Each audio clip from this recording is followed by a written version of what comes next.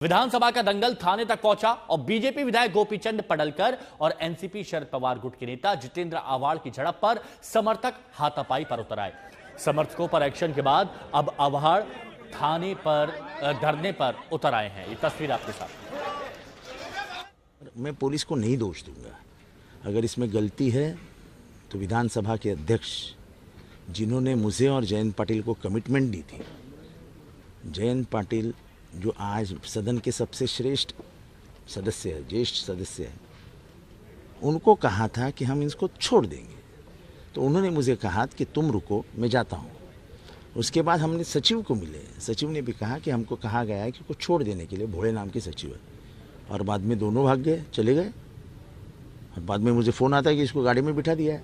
अध्यक्ष ने ऐसा गंदा काम नहीं करना चाहिए था। नहीं, आज जो घटना विधान भवन के कंपाउंड के अंदर हुई है वो बहुत ही दुर्भाग्यपूर्ण है और इस विषय की पूरी जांच करके इस विषय का अहवाल मैंने मंगाया है।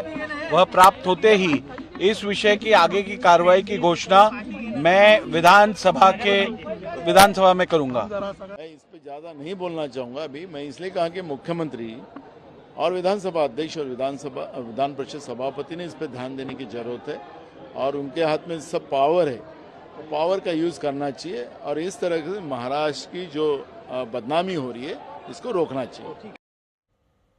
विद्या हमारी सहयोगी इस वक्त हमारे साथ में जुड़ी हुई है। विद्या, विधानसभा परिसर में हाथापाई का मामला तूल तो पकड़ता दिख रहा है, लेकिन कहां तक पहुंचेगा ये मामला, आगे क्या? जी बिल्कुल। इस मामले में अगर आप देखें तो काफी हंगामा हो चुका है और बात बहुत छोटी सी थी। गाड़ी का दरवाजा खुलते समय एक शख्स ने दरवाजा खोला, दूसरे को लग गया।